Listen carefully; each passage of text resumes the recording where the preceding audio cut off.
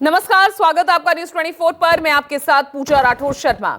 24 के चौसर में अब बात उस नए कैंपेन की करेंगे जिसने एक बार फिर भ्रष्टाचार की राजनीति को चर्चा में ला दिया है।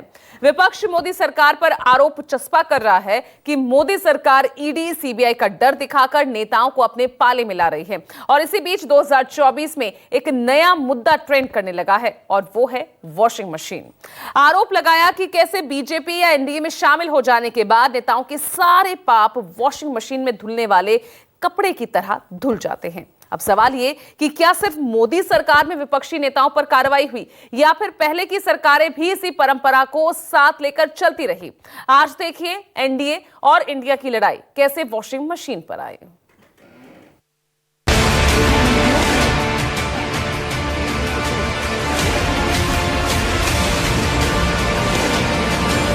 कितने मेले हो गए घोटालों से।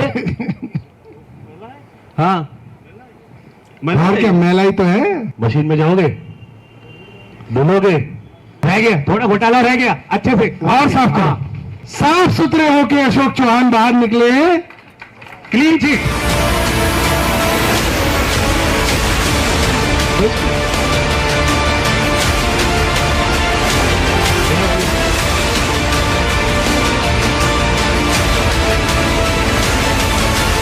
गठबंधन ने अपने 10 साल में लाखों करोड़ रुपए घोटाला व घोटाला। इंडिया अलायंस क्या है? ये दो ही चीजों का अलायंस है। एक तो भ्रष्टाचार बचाओ अलायंस है और दूसरा परिवारवादी पार्टियां अपनी पार्टी को बचाने में लगी। ऊपर सीबीआई और ईडी का दबाव डाला गया और बाद में ये वॉशिंग मशीन में डाले गए। कहां जाओगे? मशीन में जाओगे या जेल में जाओगे?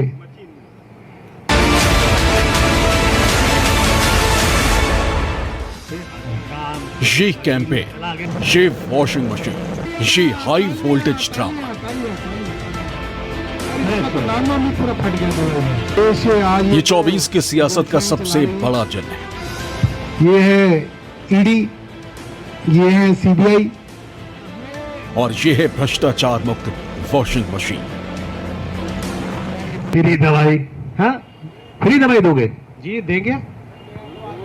इलाज फ्री करोगे, करेंगे। दिमाग हमारे साहब का खराब कर देते हो। आदमी अच्छा है, पार्टी खराब है। एक काम करते हैं, आप भी जाइए ना, washing powder Modi, washing powder Modi. कह रहे हैं वॉशिंग मशीन तोड़ेंगे। हम ये कह रहे हैं कि आज ईमानदार लोगों को पकड़ पकड़ के जेल भेजा जा रहा है, बेईमानों को वो अपनी पार्टी में शामिल करके संरक्षण देते हैं और उनको ईडी और सीबीआई के केस में ये व्यवस्था बंद की जाएगी। जो असली बेईमान है, जिन्होंने असली में बेईमानी की है, उन लोगों को पकड़ा जाएगा। इस तरह से पॉलिटिकल तरीके से विक्टिमाइजेशन बंद किया जाएगा। दिल्ली के सीएम अरविंद केजरीवाल के जेल से बाहर आते आम आदमी पार्टी ने चुनावी कैंपेन की रफ्तार बढ़ा दी। और क्या मेला ही तो है। सीएम के बयान हो या वॉशिंग मशीन कैंपेन, आम आदमी पार्टी भारतीय जनता पार्टी पर चुनावी वार करने में कोई कोर कसर नहीं छोड़ रही। करो इसको, ठीक करो थोड़ा। मशीन में जाओगे, धुलोगे, मशीन में जाओगे या जेल में जाओगे? और उसी का सबसे नया डेमो है दिल्ली के चुनाव से ठीक पहले दिल्ली में वॉशिंग मशीन कैंपेन। इस वॉशिंग मशीन के काला जादू को जगह जगह प्रदर्शित करेंगे और भारतीय जनता पार्टी और देश के प्रधानमंत्री जी के भ्रष्टाचार विरोधी अभियान का जो असली सच है, काला चिट्ठा है, वो जनता के सामने रखेंगे। तो हमें भरोसा है, वैसे तो पूरा देश आज वॉशिंग मशीन के काले जादू को समझ रहा है। हालांकि आपका ये वॉशिंग मशीन का आइडिया नया नहीं, क्योंकि विपक्ष में बैठी कांग्रेस और बंगाल में ममता बनर्जी पहले ही देश को वॉशिंग मशीन वाला डेमो दिखा चुके। लेकिन लोकसभा चुनाव से ठीक पहले जिस तरह केजरीवाल की पार्टी ने ये कैंपेन शुरू किया, उसकी टाइमिंग बहुत लाजवाब है, क्योंकि लोकसभा चुनाव अब अपने आखिरी दौर में पहुंचता जा रहा है। 4 चरणों की वोटिंग हो चुकी है और 3 चरण ही बाकी रह गए। 70% से ज्यादा सीटों पर वोटिंग हो चुकी है। बीजेपी की वॉशिंग मशीन को चौराहे के ऊपर खड़ा करके तोड़ा जाएगा। बीजेपी की वॉशिंग मशीन इस देश का भ्रष्टाचार का सबसे बड़ा कारण है, सबसे बड़ा सोर्स जो है वो बीजेपी की वॉशिंग मशीन है। ईमानदार लोगों को जेल भेजने और बेईमानों को संरक्षण देने की आज जो मौजूदा व्यवस्था है, इस व्यवस्था को समाप्त किया जाएगा। दिल्ली और पंजाब में जिस तरह से हमने भ्रष्टाचार पे दोनों लेवल पे, छोटे लेवल का भ्रष्टाचार और बड़े लेवल का भ्रष्टाचार हमने जो वार किया है, उसी लेवल पे इफेक्टिव तरीके से पूरे देश को भ्रष्टाचार से निजात दिलवाई जाएगी। आम आदमी पार्टी ने जो नया कैंपेन लॉन्च किया है, इस कैंपेन को पार्टी ने वॉशिंग मशीन का काला जादू नाम दिया है। इस कैंपेन के जरिए यह दिखाया गया है कि कैसे विपक्षी नेताओं पर ईडी सीबीआई की कार्रवाई हो रही है। मंच पर वॉशिंग मशीन और जेल को दिखाते हुए 2 बॉक्स बनाए गए थे। अशोक चव्हाण, हेमंत बिस्वा शर्मा और अजित पवार जैसे नेताओं को वॉशिंग मशीन में धुलकर बीजेपी में शामिल होते दिखाया गया। वहीं अरविंद केजरीवाल, हेमंत सोरेन, मनीष सिसोदिया और सत्येंद्र जैन जैसे नेताओं को जेल जाते हुए दिखाया गया।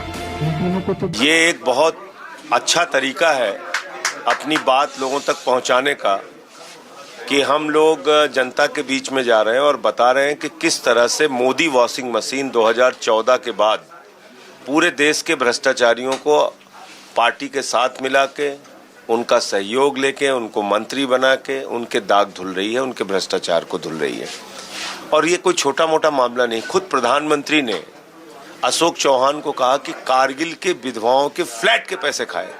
उसके अंदर ऐसा था, एक तरफ विपक्ष बीजेपी पर हमलावर है तो वहीं दूसरी तरफ बीजेपी के नेताओं का साफ कहना है कि जांच एजेंसियां भ्रष्टाचारियों पर कार्रवाई कर रही हैं और वो एक स्वतंत्र एजेंसी है। साथ ही जो भ्रष्टाचार करेगा उसके खिलाफ कार्रवाई होना लाजमी है और मोदी राज में भ्रष्टाचारियों पर लगाम कसने का सिलसिला जारी रहेगा। तो इन आरोपों में कितना दम है? क्या वाकई भ्रष्टाचारियों को बीजेपी ने अपनी पार्टी में शामिल कर लिया है और उनके खिलाफ चल रही जांच समाप्त हो चुकी है? आइए आपको हम दिखाते हैं कौन कौन से चेहरे जिसको लेकर बार बार विपक्ष मोदी सरकार पर हमलावर भी होता है, उनको लेकर सवाल भी उठाता है कि आखिर बीजेपी में शामिल होने के बाद उनकी जांच का क्या हुआ। देखिए, प्रताप सरनाईक, नेता शिवसेना, अब तो शिंदे गुट में है। एनएससीएल घोटाला, नवंबर 2020 में छापेमार कार्रवाई हुई। क्लोजर रिपोर्ट सितंबर 2022 में इनके लिए स्वीकार कर ली गई। इस केस की क्लोजर रिपोर्ट दाखिल की जा चुकी है। अगला नाम देखिए, हेमंता बिस्वा शर्मा, बीजेपी का एक बड़ा नाम अब, लेकिन पहले कांग्रेस में थे। अगस्त 2015 में कांग्रेस छोड़ दी थी। शारदा चिट फंड केस घोटाले का आरोप इन पर लगा था। नवंबर 2014 में रेड डाली गई, पूछताछ भी उसी दौरान हुई। जांच जारी है, लेकिन अब तक एक्शन किसी प्रकार का देखने को नहीं मिला। ये वो चेहरा है जो बहुत बड़ा चेहरा है और विपक्ष बार बार इनका एग्जाम्पल देता है। हसन मुशर्रफ, मंत्री, महाराष्ट्र में शुगर फैक्ट्री घोटाले में नाम आया। जुलाई 2023 में अजित गुट में ये शामिल हो गए। ईडी एक्शन, 3 बार छापेमार कार्रवाई हुई, जांच जारी, लेकिन एक्शन नहीं देखने को मिला। अभी तक जांच मात्र जारी है। भावना गवली, सांसद शिवसेना, देखिए ये शिंदे गुट में अब हालांकि शामिल हो चुकी है। मामला 72 करोड़ की धोखाधड़ी, सितंबर 2021 में सहायक अरेस्ट, उसके बाद सप्लीमेंट्री चार्जशीट दाखिल अभी तक नहीं हुई है। आगे आपको दिखाते हैं एक और चेहरा, यामिनी जाधव, नेता शिवसेना, शिंदे गुट में। अब ये शिंदे गुट में है। मामला फेमा उल्लंघन का, मई 2020, पति पर भी केस दर्ज हुआ।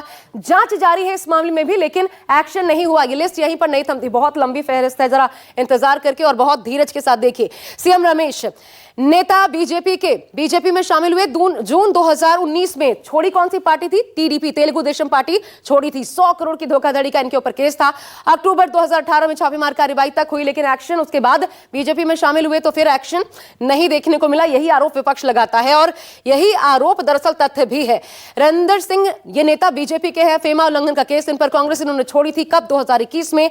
जांच जारी है, एक्शन नहीं हुई। नवंबर 2020 में इनसे भी पूछताछ हुई थी। अगला नाम आपको दिखाते हैं, जांच में क्या निकला देखते जाइए। संजय सेठ, नेता बीजेपी, इनकम टैक्स से जुड़े केस में इनके खिलाफ केस दर्ज हुआ। बीजेपी में शामिल हो गए। अगस्त 2019 में एसपी इन्होंने छोड़ी थी। समाजवादी पार्टी, आईटी एक्शन, जून 2015 में हुआ। छापेमार कार्रवाई तक हुई। जांच जारी है इसमें भी, लेकिन एक्शन नहीं हुआ। अगला नाम देखिए, शुभेंदु अधिकारी, एक और बड़ा नाम, बंगाल से, बीजेपी के शुभेंदु अधिकारी। जांच स्टेटस जान लीजिए, क्योंकि बहुत पॉपुलर नारदा स्टिंग ऑपरेशन में इनका नाम सामने आया था। स्पीकर के फैसले का इंतजार है। जांच स्टेटस अभी फिलहाल यही कहता है। दिसंबर 2020 में टीएमसी इन्होंने छोड़ी थी, उसके बाद से बीजेपी में आप जानते हैं, और जबरदस्त रूप से टीएमसी के ऊपर ये हमलावर भी दिखते हैं। इसके बाद अगला नंबर देखिए, के गीता, नेता बीजेपी, लेकिन इन्होंने वाईएसआरसीपी छोड़ी थी। 42 करोड़ का बैंक फ्रॉड का इनके ऊपर केस, जून 2015 में चार्जशीट दायर हुई, 5 साल की सजा, अब जेल से बाहर है, बेल इनको मिल चुकी है। यह हुई के गीता। अगला नाम आपको दिखाते हैं, छगन भुजबल, एक बड़ा चेहरा महाराष्ट्र की राजनीति से। एनसीपी के जून 2023 में अजित पवार गुट में ये शामिल हो गए। मामला 100 करोड़ का महाराष्ट्र सदन घोटाला, ईडी एक्शन जून 2016 में देखने को मिला, गिरफ्तार तक हुए। ईडी ने विदेश यात्रा से जुड़ी याचिका जो थी वही वापस ले ली, ये जांच स्टेटस।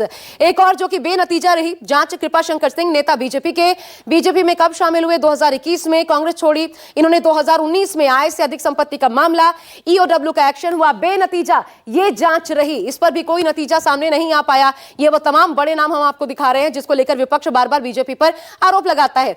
आगे देखिए, मैं बोलते थक जाऊंगी लेकिन ये लिस्ट समाप्त नहीं होती।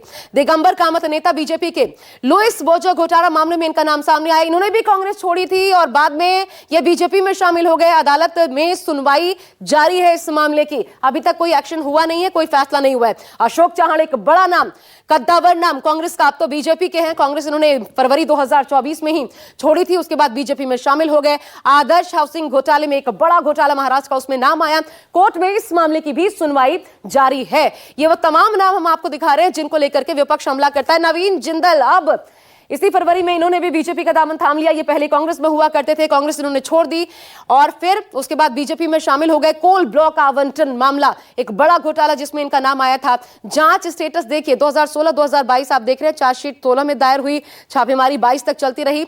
ईडी की जांच जारी है, फिलहाल अभी भी जारी है। इस मामले में कोई एक्शन अब तक नहीं हो पाया है। इस वॉशिंग मशीन के बहाने अपने नए कैंपेन के जरिए आम आदमी पार्टी बीजेपी पर सवाल दागती दिखी। इस मौके पर गोपाल राय और सौरभ भारद्वाज मौजूद रहे। दोनों ही नेताओं ने बीजेपी शासित केंद्र सरकार पर ईडी सीबीआई के दुरुपयोग का आरोप लगाया। जेल का जवाब वोट से। भारतीय जनता पार्टी के इस दावे की सच्चाई क्या है? भारतीय जनता पार्टी के वॉशिंग मशीन का काला जादू क्या है?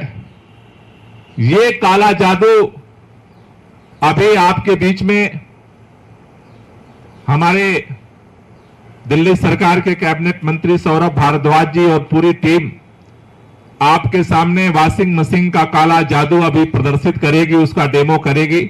आप सबको मालूम है कि देश में क्या माहौल है।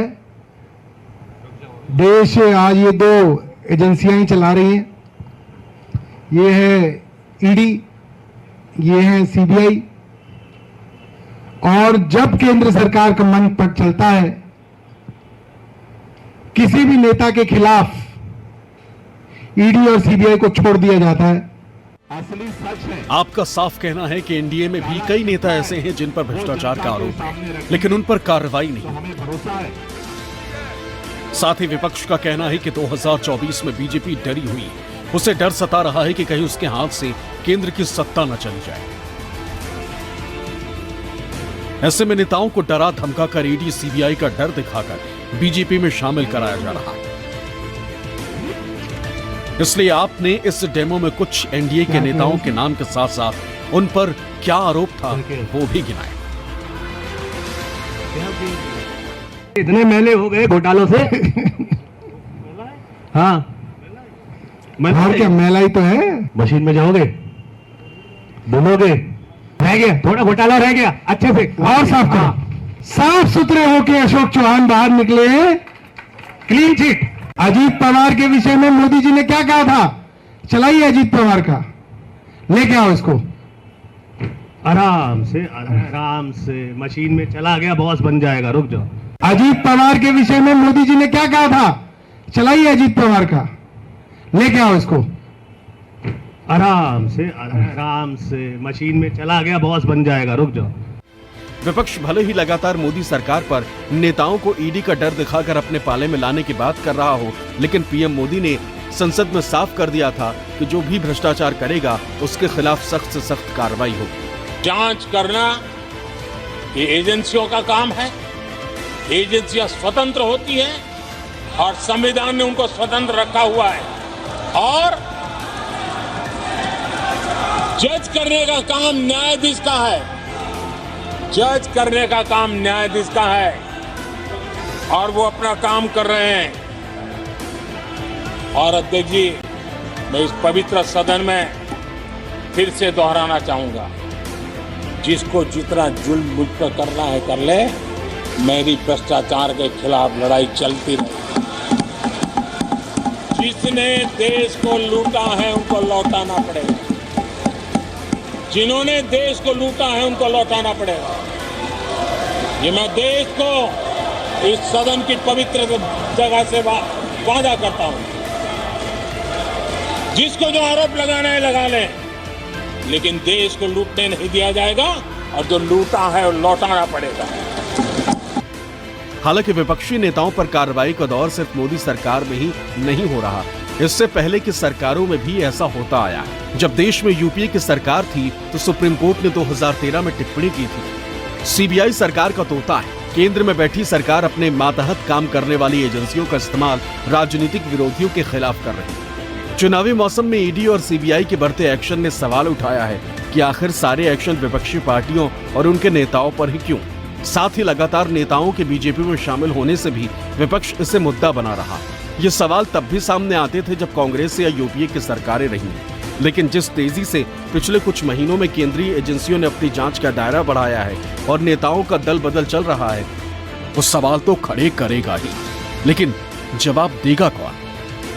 Bureau report, news 24।